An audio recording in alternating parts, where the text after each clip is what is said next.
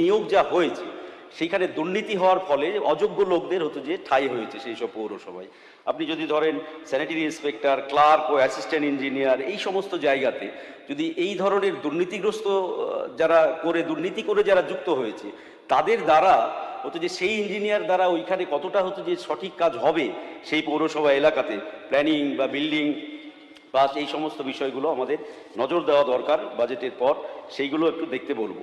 একই রকমভাবে হতো যে আমাদের যেটা ছোট ব্যবসায়ীদের উপর হতো যে পৌরসভা এলাকাতে জুলুম, তারপরে হতো যে স্ট্রিট ভেন্ডার্স অ্যাক্ট 2014 আইনকে বুড়ো আঙ্গুল দেখানো হয়েছে এর আগে, সেগুলো হতো যে টাউন ভেন্ডিং কমিটি না থাকার ফলে, গঠন না করায় ছোট এবং প্রান্তিক হকার ব্যবসায়ীরা হতো যে আতঙ্কে ভুগছে, যে কোনো সময় হতো যে তাদের উচ্ছেদ বা এই ধরনের ভয় ভীতি, সেইগুলোকে নিয়ে একটা গঠনমূলক চিন্তাভাবনা করে আমরা বলবো যে টিভিএস টাউন ভেন্ডিং কমিটি হতো যে আগামী দিনে গঠন করা দরকার। এবার যেটা আমি আসবো সেটা যে আমার বিধানসভা এলাকায় মাননীয় অধ্যক্ষ আমার একটা পৌরসভা আছে, 2017 সালে নির্বাচন হয়েছিল, সেই নির্বাচনের কথা আমি ছেড়ে দিচ্ছি, ওটা নির্বাচন না প্রহসন হয়েছিল। তো যা হোক, তারপরে হচ্ছে যে 5 বছর পার করে এখন 3 বছর হচ্ছে যে এক্সটেনশানে অ্যাডমিনিস্ট্রেটর বসিয়ে চলছে।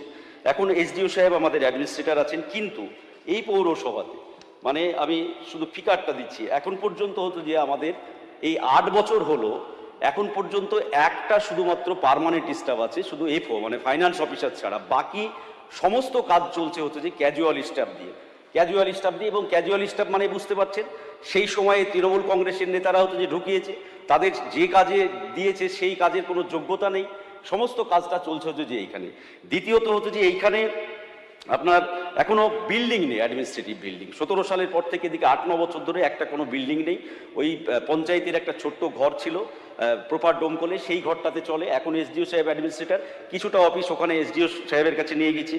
একই রকমভাবে ড্রেন নেই, যারা আমার জেলার মাননীয় মন্ত্রীরাও জানে যে ডোমকল শহরের একটু বৃষ্টি হলেই হচ্ছে যে 8 বছর ধরে কোনো ধরনের কোনো ড্রেনেজ ব্যবস্থা হচ্ছে যে নেই। আর স্টাফের ক্ষেত্রে হতো যে যেটা বললাম যে একটাও পার্মানেন্ট স্টাফ মানে একটা শুধু পার্মানেন্ট স্টাফ দিয়ে একটা মিউনিসিপ্যালিটি চলছে। স্ট্রিট লাইট 8 বছরের মধ্যে এখনও সমস্ত ওয়ার্ডে স্ট্রিট লাইট হতো যে কমপ্লিট হয়নি। ড্রেনের ব্যবস্থা বললাম আমি। তা এই ধরনের হতো যে একদম মানে একেবারে প্রাথমিক পরিকাঠামো যে জায়গায় থাকে সেই রকম একটা জায়গাতে হতো যে ডোমকল মিউনিসিপ্যালিটি পড়ে আছে। তারপরে যেটা গত 8 বছর ধরে এই মিউনিসিপ্যালিটিতে হচ্ছে যে লক্ষ লক্ষ কোটি টাকা হচ্ছে যে দুর্নীতি করা হয়েছে, লক্ষ লক্ষ কোটি টাকা। মানে এখন প্রয়াত হয়েছে আমাদের ডোমকলের 21 সালের বিধায়ক যিনি ছিলেন, সে তারপরে প্রশাসক হন। এই মিউনিসিপ্যালিটিতে একেবারে ঘর দেওয়া থেকে শুরু করে মানে সমস্ত ক্ষেত্রে কি বলবো, জালভাবে হচ্ছে যে ডিজেল পেট্রোলের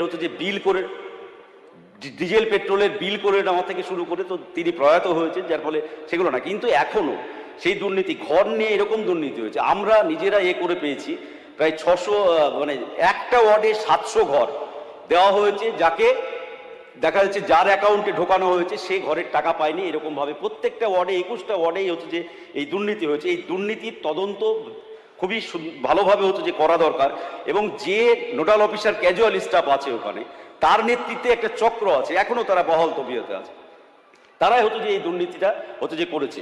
এইটা হচ্ছে যে আর একটা জিনিস ছোট্ট বলে